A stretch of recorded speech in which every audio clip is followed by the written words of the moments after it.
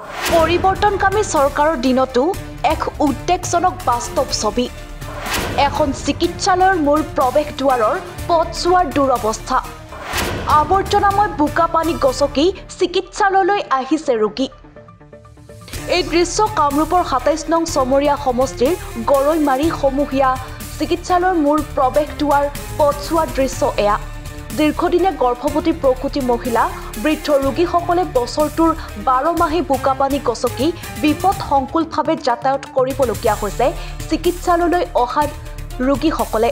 চিকিৎসালয়খনৰ মূল প্ৰৱেশ দুৱাৰেদি বোকা পানীৰ বাবে সোমাব নোৱাৰে গাড়ী বা এম্বুলেন্স সেৱা।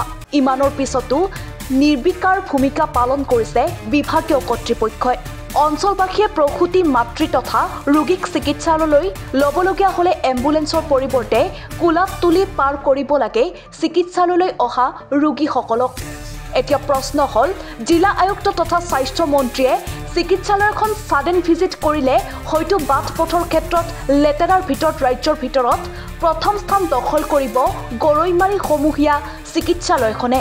চিকিৎসালয়খনৰ দায়িত্বত থকা চিকিৎসক ডাক্তৰ অসীম কুমাৰ কলিতাৰো নীৰৱ নিৰ্বিকাৰ ভূমিকা। ফলত চিকিৎসালয়খন এনে দুৰৱস্থাই দেখা দিছে। নাম গৰৈমাৰী CHC। ইয়াতে কি এইটোৰ গেটেদি এম্বুলেন্স সোমায় না? এম্বুলেন্স সোমায়, সব কিছু সোমায়। এই গেটেদি আমাৰ ধৰক যিবিলাক পেচেণ্ট আমাৰ মেডিকেললৈ আহে তেওঁলোক নিশ্চয় দুৰ্বল বা হয়তো প্ৰেগনেণ্ট থকা তেওঁলোকৰ বহুত অসুবিধা হয়। গতিকে সেই বস্তুটো আমি বিভাগীয় কৰ্তৃপক্ষক ইতিমধ্যে জনাইছোঁৱে, কিন্তু কোনো মানে কাণসাৰ কৰা নাই। এনেকেই পৰি আছে, এনেকৈ পৰি আছে। এই বোকা পানী খুচৰি পেচেণ্টখিনি আহিব লাগে, বোকা পানী খুচৰি পেচেণ্ট আহিব লাগে। অসুবিধা যে বিচাৰি হয়তো আহিছে, তাৰ কাৰণে ধন্যবাদ জনাইছোঁ।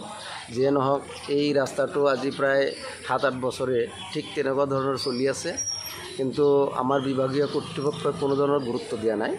আমি অন্ততঃ মই মানে যেতিয়া বৰষুণ হয়, একাঠো পানী হয়, সেই পানীৰ পিকচাৰটো আমাৰ স্থানীয় বিধায়ক মাননীয় ৰেকিবউদ্দিন আহমেদ ডাঙৰীয়াক মই হোৱাটছআপ যোগে পঠাইছিলোঁ, কিন্তু তেখেতৰ লগতো যোগাযোগ কৰা হৈছে, কোনো ধৰণৰ গুৰুত্ব কোনেও দিয়া নাই। তাৰ কাৰণে আমি দুখিত। মই ভাবোঁ যে অতি সোনকালে আমাৰ বিভাগীয় কৰ্তৃপক্ষ তথা স্থানীয় বিধায়ক মহোদয়ে জৰুৰী এই আমাৰ মেডিকেলৰ ৰাস্তাটোৰ সুবিধা চিন্তা কৰি সুবিধাৰ অৰ্থে কাম সোনকালে কৰিব বুলি আশা কৰিলোঁ। বকৰ পৰা বিক্ৰম দাসৰ ৰিপৰ্ট, NFR 24।